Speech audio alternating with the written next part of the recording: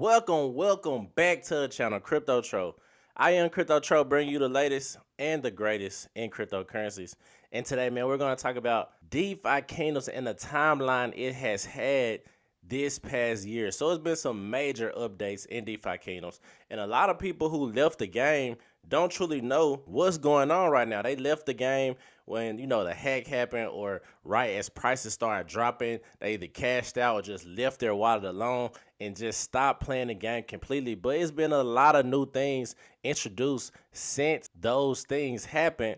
And also, even for new players coming into the game, this is just to give you an update showing how the team continues to build throughout the bear market, throughout everything happening. The SEC is putting their foot down right now, trying to stop cryptos, just trying to make everything go down. They say they're protecting investors, but how are you protecting investors when you pretty much are making these cryptos sell off, if anything? Now, don't get me wrong, prices have bounced back since then. Prices really didn't go even too low. You would think prices will go absolutely to zero, but they didn't. So people are still believing in cryptos, and DeFi Kingdoms and the team continues to build no matter what, man. So this is something bullish, and we're going to talk about it, just give you in-depth analysis of everything that happened. And it's a long Twitter thread, but I'm going to make it short and sweet and just get, to the good stuff, read it fast for you, because I know, you don't got all day. But I appreciate everybody for tuning in. Make sure you hit that like button, hit that subscribe button, and turn on those notifications, man. I'm going to continue to bring DeFi Kingdom content because I believe this is going to be one of the biggest crypto games that's going to come out, especially now, right now. Like, it's going to be way, way better games in the future. 20 years from now, we're going to be playing on our systems and we're going to be able to earn cash. But they are breaking down a door and setting that foundation for crypto gaming, in my personal opinion. So we're going to get into that. And also, before we get started, I gotta let you know I am not a financial advisor whatsoever. So always consult with someone before going too deep into the crypto space, because we know crypto is very volatile, especially in these bear markets. A lot of people, just jump in projects, don't know the utility of that specific project. They just jump into it because someone told them to. But you always want to consult with somebody, who has some type of financial background, especially in the crypto space, because this is a new asset class. So enough of that. Let's talk about it. DeFi Kingdoms. Let's talk about price first, man. So where we at with it? So right now we can see price is at 11 cents, but we are green on the day, man. We're up 4% on the day, so not too bad. I told you those prices are going to bounce back from, that bearish news that the SEC and Gary Gensler just put out. There was some crazy news, but we see people are believing more in crypto now than ever, just because I believe, and a lot of other people in the space believe, that they're trying to protect the power of the dollar. But it's only going to happen, man. Crypto is only going to get bigger. They should pretty much embrace it rather than reject it, because people are going to go to other jurisdictions and do the same thing, and people in the US are going to pretty much use VPNs to get on these websites. But that's just my cup of tea. That's just what I believe is going to happen. Let me know what you think. But anyway, back to the good subject, back to the main subject. We can see market cap is up 4%, and we are at $9 million market cap, man. And that's major. I know a lot of people saying $9 million, that's not a lot. Of course, in the crypto space, that's not a lot, but it gives us a lot of room to grow and continue to go up. 9 million is very small in the crypto space for a market cap. So very bullish on that. That gives us a lot of leeway, a lot of time to pack our stuff, our bags, buy jewel when it's down, and get in before market cap hits 100 million, because I believe market cap can easily hit 100 million, in my personal opinion. Now we see volume is down 11%, so volume is down, of course, but who cares right now? Like, we're building in a bear market. Volume being down, that's just a part of the bear market blues, man. And I believe, like I said, we still super early to the party. Now, let's talk about the good stuff. So, shout out to Sashi. I think that's how you say it. If I got it wrong, man, it's charged to my head, not my heart. And he created a great thread just telling us what's new in DeFi Kingdoms, the timeline since May 2022 up until now, June 2023. So he starts out the thread by saying DeFi Kingdoms is dead. DFK rug, the team left, Harmony, Bridge, had killed DFK. And these are all the things people like to say. But he said, if you really want to know what we've been up to since the start of the bear market, check out this thread. So, like I said, shout out to him. He also is doing the giveaway, so you can retweet this actual tweet for a chance to win one of the 10 heroes of his favorite DeFi Kingdoms hero class. So check that out. I'm not sure if that happened already. Maybe it did. I think that happened on, I guess, Monday. So Monday just passed. Monday was yesterday. But anyway, May 2022, we saw the release of pet NFTs. And pet eggs are a rare quest item, and now players were able to hatch their blue and gray pet eggs into one of the hundreds of beautifully pets featuring near endless combinations of gathering, crafting, and combat bonuses. So pet eggs was released, and they now have utility, man. Pet eggs now have utility. I believe he say that later on in the thread, but I just want to get that out the way. Pet eggs now have utility. So now you can actually bond your pets with your heroes and get more on these quests. Then when PvP drops, something's going to happen in that realm as well. And then crafting too. So these pets actually have utility. And a lot of people believe or thought that the pets weren't going to have utility back in the day, but they actually do. So very bullish on that. Then we see May 2022, the Hero Bridge, and it was pretty much where heroes can be bridged from Serendale and Crystalville onto two realms. And that's also bullish because it makes it easier to, switch your heroes. Say, for instance, me personally, one thing I was doing when Jade was way cheaper than Crystal, I would bridge my heroes over to Serendale to pretty much summon for cheaper, because summoning prices stay the same as far as the utility token. So what I did is just bridge my heroes over and summon for way cheaper. So those are things, or one of the things you can do to pretty much get cheaper prices. And this happens within seconds. So I love that you're able to, or were able to do the Hero Bridge, and that happened in May 2022. And the Hero Bridge is still up and thriving, man. So very bullish on that. Then we got June 2022 DFK Duels, and this is where you can pick, different heroes and allow them to compete with other players in the card playing mini game. And you can earn raffle tickets from those, and pretty much with the raffle tickets you can get different things within the game. I believe one time they were even doing a Gen 0 hero. I think they still do that. I'm not sure though, because I haven't been doing the DFK duels, to be honest, but I know a lot of people who do, and they win a lot of different rewards, man. So very bullish on that, especially if you just want something to do within the game. Then we saw July 2022, the merch store came. So if you hadn't had a chance to grab some merch at the booth, you can buy some online. That's something that just helps the community build even more.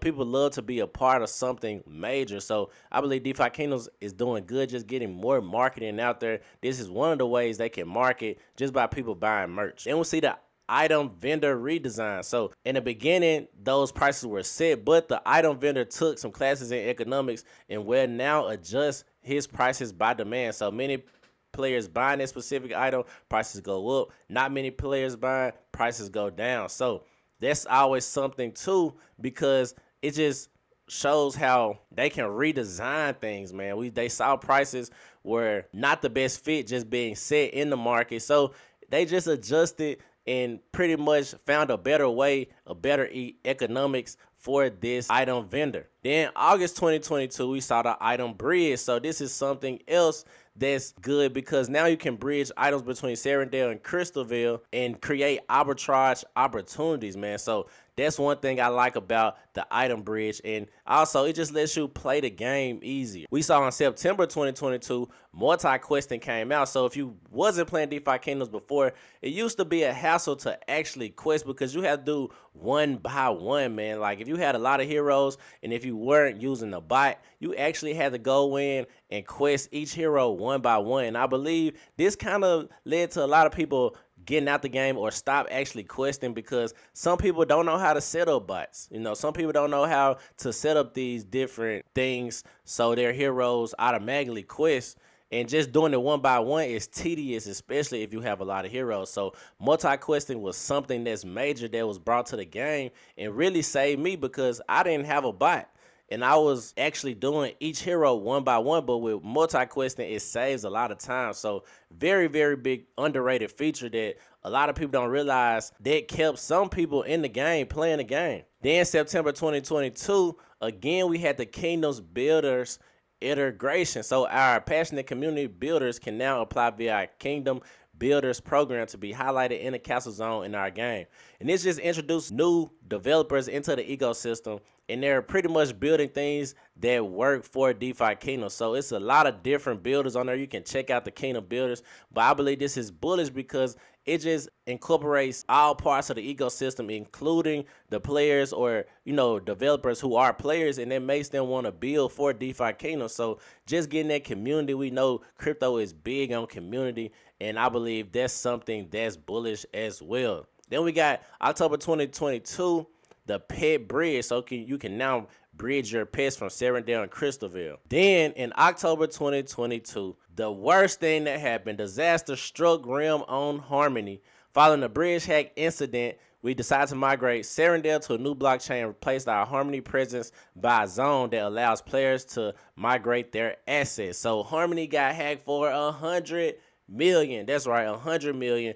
But this did not stop DeFi Kingdoms, even though I believe Harmony should have made a better attempt of trying to communicate with DeFi Kingdoms. DeFi Kingdoms decided to think fast on their feet. Harmony blockchain was moving too slow, so they moved to another blockchain, which was Clayton, and Serendale is now on Clayton. So that was something that really caught my attention because they reacted, and I believe this was one of the best decisions they could have made for the project, especially with Harmony just moving too slow and they didn't know how to react. So DeFi Kingdoms had to, make a big move, and that's what they did. Then that's when Duel Season 1 started. After the successful preseason, Duel Season 1 officially launches an improvement matchmaking as well as a raffle master that allows players to use their Duel rewards to win rare items. So that's what I was talking about earlier. That didn't happen until October 2022 though. So then November 2022, we got Dark Summoning. So if you want to spice up your summoning, a new zone allows players now to sacrifice their heroes during the summoning process. And it pretty much just boosted their summoning results. So this was big because for one reason, it could allow you to get better heroes, and then for a second reason, it cut down on the inflation of heroes. Now, heroes are going to continue to be inflated, but they're trying to figure out what ways they can do to stop inflation happening so fast, and Dark Summoning was one of the first things that they came out with to actually help the inflation on heroes. Then something big happened in November 2022. We saw the introduction of C Jewel and S Jewel. So it pretty much replaced the governance token of X Jewel, and our fee sharing token X Crystal. A new governance token is introduced, which allows players to participate in governance, receive in-game fees paid, and unlock additional features. So you can get power-ups with these specific S Jewel and C Jewels just based on how much you got in a jeweler. So in these power-ups actually have utility and help your heroes either level up faster, you get better pet eggs, you can participate in the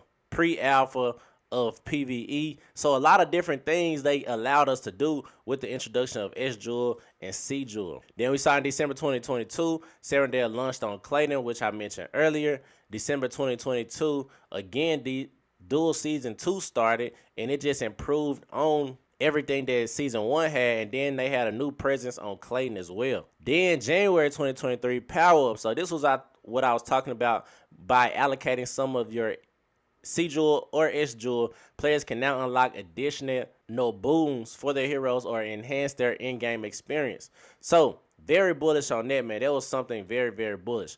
Then came in February, they came right back with a deferred token payment. So if you had locked tokens, you can use them for some of the in-game transactions, man. So very, very bullish, because a lot of people was like, man, I gotta wait till all these tokens unlock. But no, you can actually use your locked tokens to participate in the game while you're waiting. So I called this a minute ago. I was like, man, if they actually have something where we can use our locked tokens, there's gonna have more people come back into the game too, because a lot of people don't have nothing left except for their locked tokens.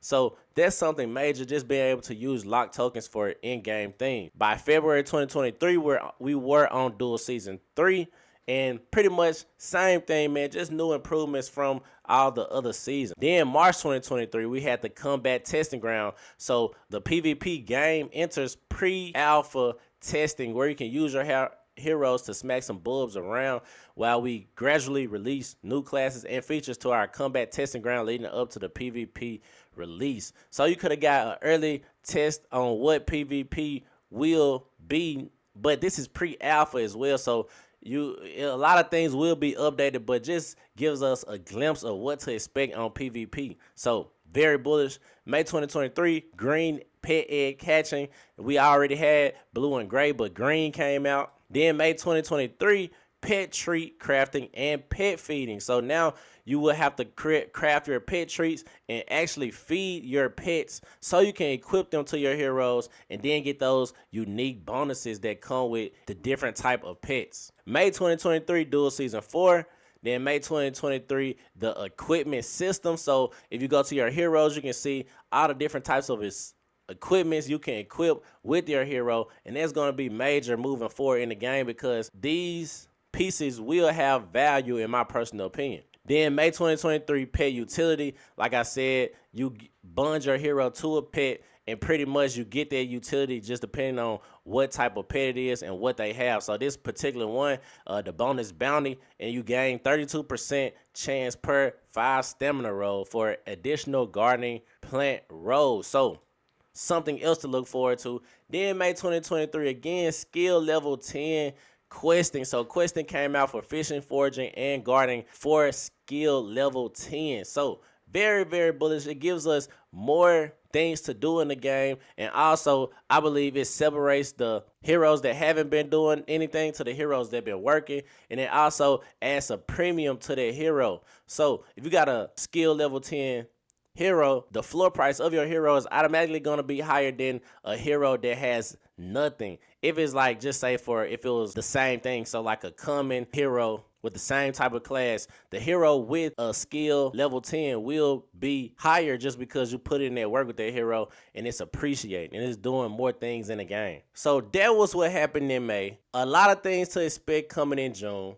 DeFi Kingdoms continues to build, man, and I'm going to be on the ship as they're building.